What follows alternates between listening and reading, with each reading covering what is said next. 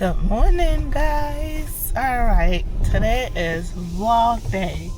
Come and spend the day with me. So I got a new toy for Christmas, which is like a little action camera. It's like GoPro stuff, but not a GoPro brand. And I'm really excited because I get to become a vlogger and it's gonna be fun, because why not take the Bangwa lessons on the road and go with you as you climb over the snow and black ice and everything else. So this is exciting. You want to show your face or not? Say hi. This is my driver, my personal driver. What would I do without you? I know. So well, it's beautiful outside, so you want to see? Yeah, it's super. Oh well, no, I'm showing you too much. So you might wonder, how would you say snow in Bangwa? Do we even have a word for snow? The answer to your question is no, we actually don't, because in Cameroon, as you know, it really doesn't snow. The only really tiny snow that we have in Cameroon will be in the mountain. So Mount Cameroon, as you will know, is the highest peak in the Western Africa region, and so it snows a little bit there. But apart from that, we really don't have anything else. We really don't have any snow. So So, however, just because we don't have snow doesn't mean we don't have a word for snow, right? So usually we will call snow like American mud, like muddiness, right? So Atetaba Alebalik was like kind of how it's usually referred to. So Atetaba Alebalik, like American mud, like muddiness. So it's really muddy. I guess if you think about it, it sort of makes sense, because when snow is melting, it's kind of like mud. Like it looks like slushy muddiness, right? So that's the closest thing to snow that we'll call. And then, so how would you say cold? Cold will be like if it's really cold outside. If a wunzabi, like it's really cold outside, that's how you would say that. So anywho, but as we go along, I'm going to show you things and tell you things. In the meantime, come to the store with us, and we're going to go grocery shopping, to the computer store, and then we're going to cook and clean. So this is a Saturday vlog where I do all my prep work for the week, the following weekday. So yeah, you have anything to say, sir? American mud makes it sound so much uglier than it actually is. Yeah, it's ugly. Who said snow is supposed to be cute? Snow is pretty. Look at it. Oh, pretty until you can't stop coughing for like what, 3 weeks? How long have you had your cold? It's been almost a month, because my mom's birthday, you had that cold coming up, and that was the 1st. And today's the 31st, so it's been a whole month, and American mud is mudding. Let me tell you, it's mudding for sure, because yeah, well, snow is pretty until it's melting, and then it becomes mud, right? Okay. Yeah. Alright, well, since we're already here, let's take the opportunity to teach you how to speak Bangla. See, you don't want to watch my videos to learn, because you selfishly want me to sit down and teach you, because how dare you want me to watch your videos instead of actually to save battery. Oh, okay. Yeah, because if one thing is off, that means you're saving some battery, right? Oh, okay. Yeah, I just want to make sure that you're being seen and you're important.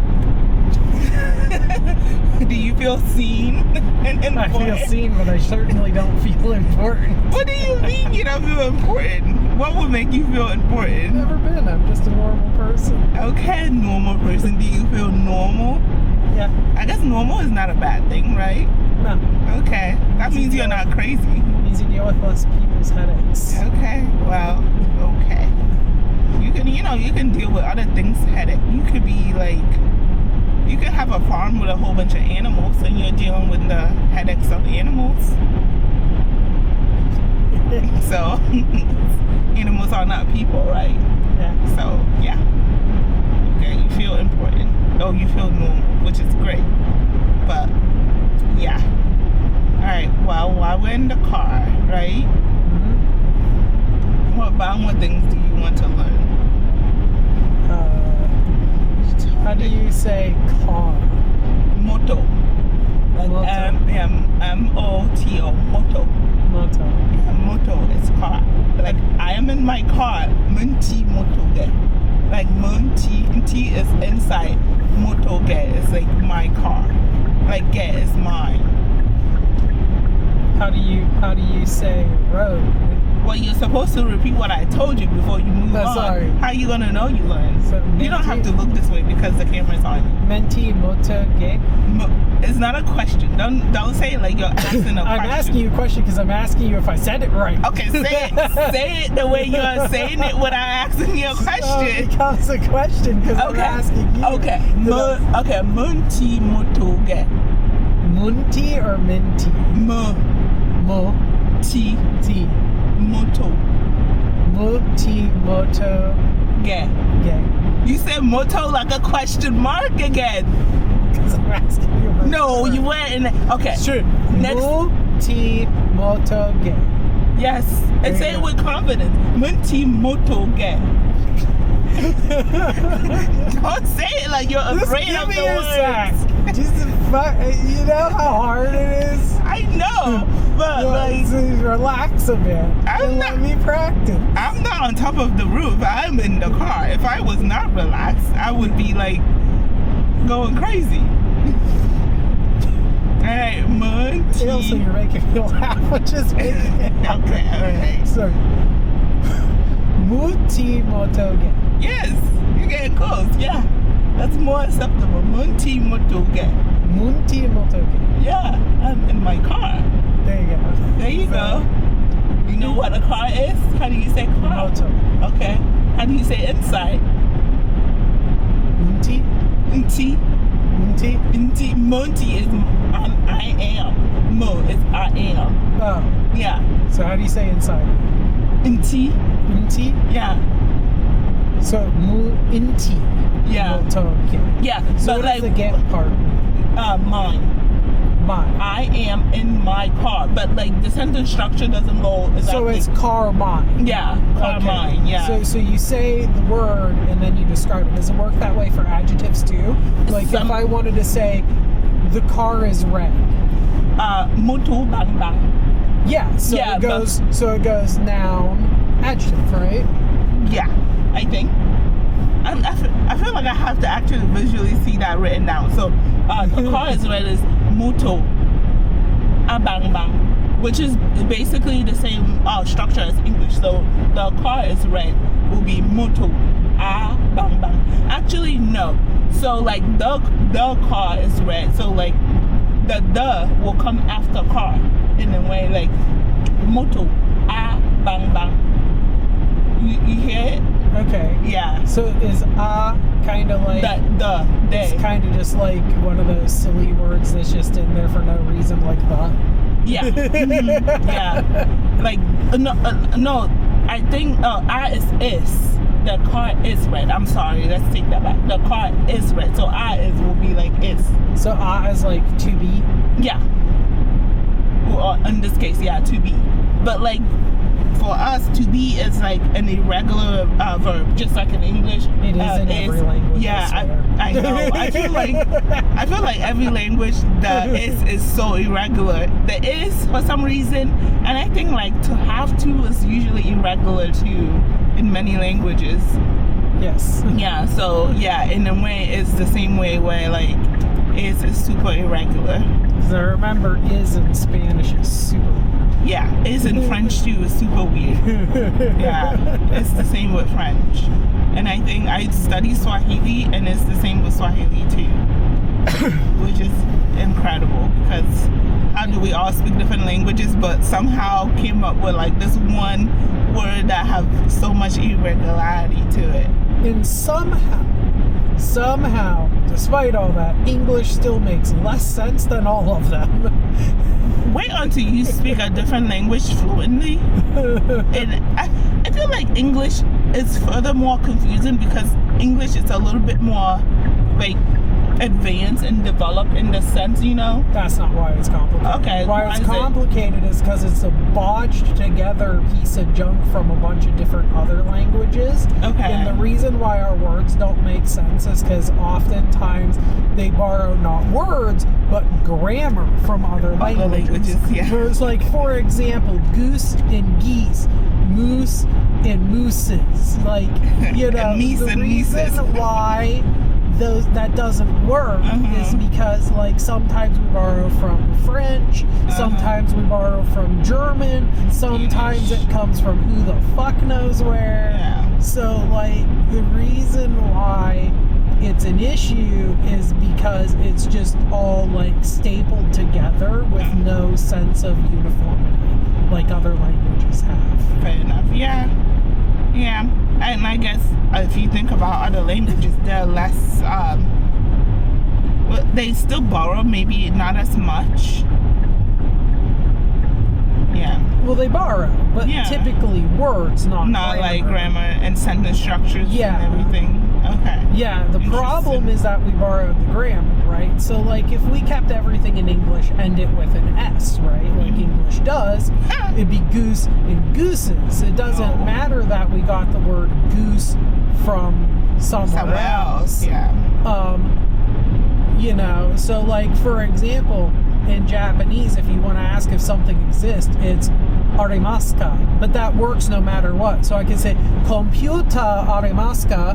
Does a computer exist? Even though computer is a foreign word, but English doesn't work like that. Interesting. Which is why I think other languages tend to be less screwed up than English. Interesting. But I also feel like it's easier to incorporate your language into, like, to incorporate English into, like, other languages too, though. Because, like, when we're speaking on a regular, right, we add a lot of English words to it. Yeah. And for some reason, it just works. So, interesting. Wow. That's interesting. As you continue to learn, now you know how to say you're inside your car. What was the word again? What was the sentence again? Muti moto ge. Yep, muti moto ge. There you go. I just forgot the last part. Yeah. Oh, there's an accident up there. Yes, there is. How do you say accident in Nweh? Oh my God. Well, how do you say accident? Oh shit. I hate, you know, teaching Nweh has been interesting because I actually have to sit down and think about the word, because when I'm speaking Nweh regularly, you don't think about it. I don't think about it. No. And then when I have to think about it, I can't remember. There's a word for accident for sure. Well, yeah, I would be surprised. Well, accident will be like, I guess the closest word that I can think of will be like a mistake. Like le fait is mistake. Le fait. Yeah, le fait is like mistake. Mungu le fait, like I made a mistake. Or if I had an accident, you would just describe what happened. Like, hold up, say that again. I made a mistake. Yeah, mungu le fait. Like mungu le fait. Yeah, mungu le fait. Like I made a mistake. Sorry, mungu le fait. Mu. Yeah. Okay. Yeah. Because sometimes it sounds like you have an N there, and sometimes it doesn't. So mungu le fait. Mungu le fait. Yeah. So you did it again. I heard. No. So ngu is the. Ngu. Yeah. Is part. Okay. Yeah, it's to do. So mu nga le fait. Ngu. Yeah, it's an NG. Le fait. Yeah, mungu le fait. So where does the O sound come from? Le fait. Okay. It's an E. Fait. You're the one adding words to things. Letters to things. No, I was just asking. Yeah, there's no O. I don't think. Because I'm going to be honest, watching you spell some of these words has been interesting to say the least.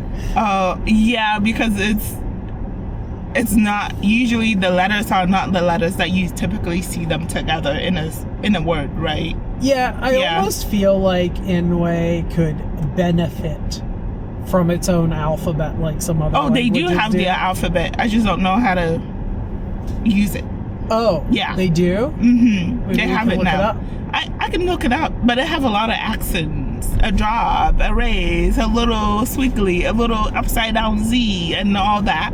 And I'm like, but that might be better at communicating the actual sounds. It does, actually. I actually want to sit down and learn it so I can use it. Maybe in the summer, I'm probably going to do that because I will have time. Because, yeah, you're right. It will be better. Because it's kind of like, the Korean alphabet is perfectly designed for Korean, right? Mm-hmm. So, like, you have a symbol for all of the sounds in that language, right? Mm-hmm. Whereas, like, I feel like in English, there is no equivalent to NK. No. There really isn't. No. Which makes it difficult when you're borrowing the English alphabet to express that, because it just wasn't made to do that. No, it wasn't. Yeah. So, yeah, I think my goal with teaching was, okay, I'm not perfect yet, but I can start somewhere, and hopefully I'm going to actually incorporate the alphabet, and it'll be less confusing. Oh, yeah. Yeah, you're right. Because, like, Spanish has letters and squiggles and stuff that we don't, that help them express their sounds, even if for the most part it's the same letters. Yeah. Like LL together being yeah. Yeah. Or like the N with the accent at the top. Yeah, Nye. Yeah. As they call it. Yeah. It's interesting. Oh, you're hot too? Yes. Yeah. Let's turn this down a little. Yeah, I was interested in learning Spanish. When I used to learn Spanish, I would have to convert. Like, you know how they'll tell you, like, they'll ask you to, like, maybe create a sentence in Spanish. They'll give you the English sentence, right?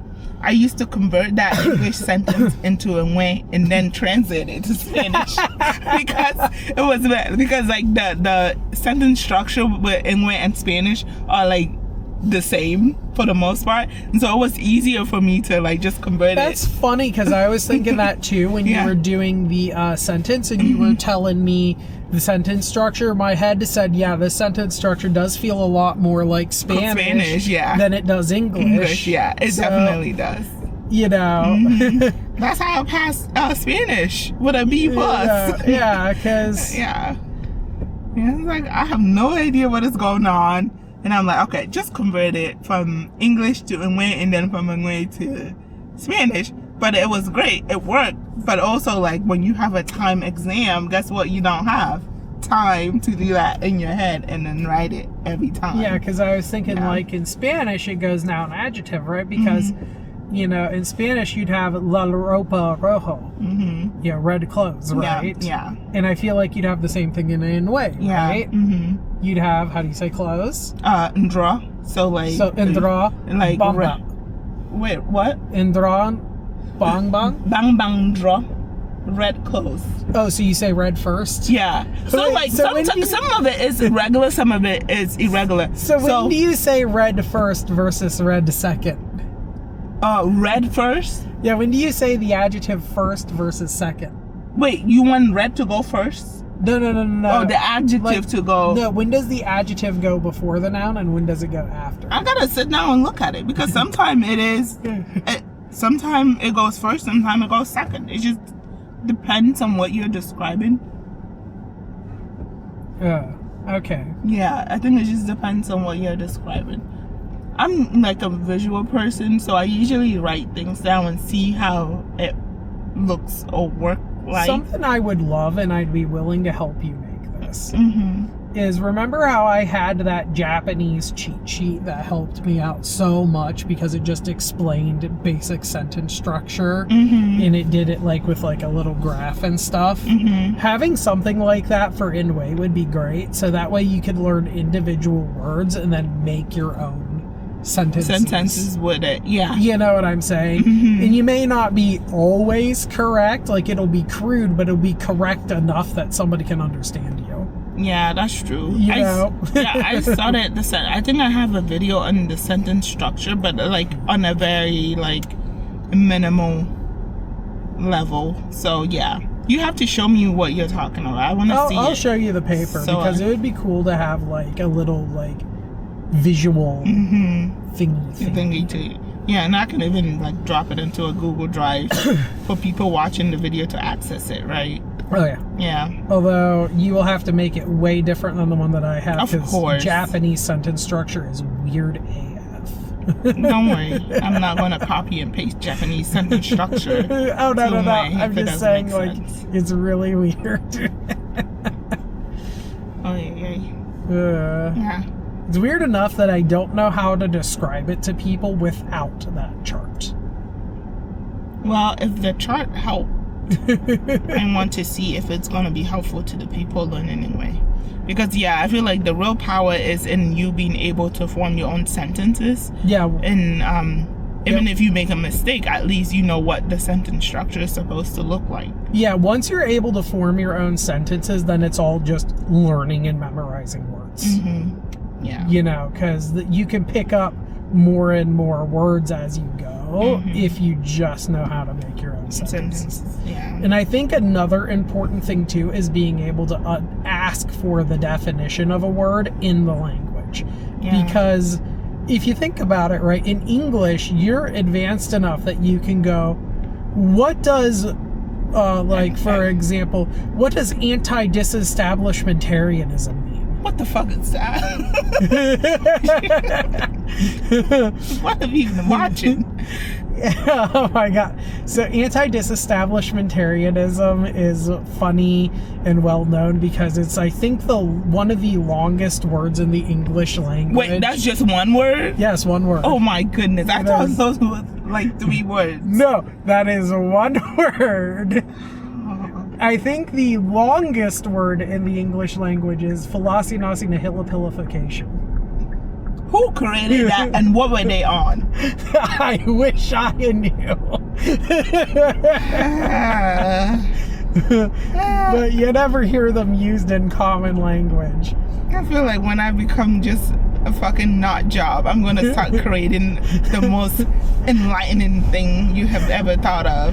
But my point is, like, you can ask somebody what the word means and then they can explain it to you, right? Yeah. I picked an overly complicated one on purpose because that would be a word that you'd hear and go, what the fuck does that mean? What does that mean? Right. Mm-hmm. So being able to ask for definitions, I feel like, is an important skill. Yeah. As well. Yeah. Or like just ask for the word meaning. Like if you wanted to ask me, like, how do you say car? You would be like, like, how do you call? Or maybe even point at me, like, what is that? Yeah, akojio. It's like, what is that? Akojio. What is this? What is that? Akoza. It's like, what is that? Okay, yeah. So akojio is what is this? Okay. Akojio is like, what is this? Akoza is like that. Akoza. Akoza. So akoza. Yeah. So if I say that? So if I say akoza, I'd be asking what's that? What is that? And I'll be like, I'm pointing to. Yeah. Nino is like picture. Like, so like the thing that you use to take pictures. So yeah. So that's that. It's interesting. I feel like there's so much to learn in a language that sometimes, like, teaching it can feel a little overwhelming because you just don't. You're like, oh my god, where do I start? Well, if you think about it, there's thousands of words. Yeah, tens of thousands of words. Yeah. And it's all embedded within like a culture, and the culture itself is another thing that it's like, okay, when do we start talking about it and when does it end? I think it has to eventually at some point become an experience. I feel like there's only so much you can learn from reading and lessons and videos until you need to just start speaking it to other people and be uncomfortable. Well, because you learn as things come up, right? Like a word comes up that you don't know, and then you just ask, and then you just have to figure it out. When I eventually have enough time, I want to do like live videos where like we can talk about different topics, and then people can ask me questions. To be honest with you, this sounds like a pretty relevant topic, like just the struggles of learning a language. Yeah. Oh yeah. It's like, oh, where do you start, and when does it end? Where do you start with? Well, the secret is it never ends. Yeah, it doesn't. Because the thing is, like, I've spoken English my entire life. I've lived English. I've breathed English. I've been born learning English, and to this day, I am still learning new things. Yeah. That's doesn't matter. Still learning new things, and it's gonna be like that for every language. There will always be something new or something that you haven't heard of before, and you just have to be comfortable with it. That's just reality. What did they say? If you're not learning, you're pretty much dead. Yeah. So, yeah, I agree. And I'm still learning. Like, I feel like English is not my first language, and it's like weird because it's like I'm supposed to be using English at like, this is probably like fucking cliche, but like the highest level because of my legal work, right? But it's like I know. Don't even like I'm supposed to be an expert at like language and how it works, because one word can screw up a whole system apparently. But it's like, what is going on? I'm still learning English. I just laughed because legalese is screwed up in like the most beautiful way possible, to the point that it's such a distortion of the English language that they call it the highest level, and it's like literally nobody speaks like that. Even literally lawyers nobody don't speak like that until they're writing or something like that. Yeah. And then some of the definitions of words are like far off from what they are in common English. I think not that they're far off. Sometimes I think like some of it are very specific. Like, this is how this word means, right? Well, this is what it doesn't mean. Let me give you an example. For example, in regular common English, to rob somebody, burglary, larceny, and theft tend to be interchangeable words in common English, but in legal English they have very specific meanings depending on what happens. Whereas if you ask a normal person, they'll use them interchangeably. And to mean the same thing. Burglary has to happen at very particular time during the sunset and sunset, like 6 p.m. upward. You break and enter into somebody's house. You don't even need to take anything.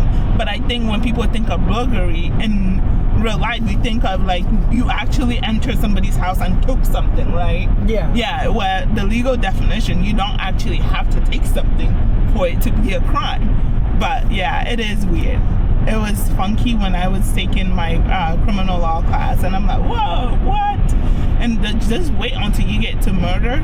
It's even weirder because there's so many like different type of murder that it could be, and I'm like, whoa, okay, all right.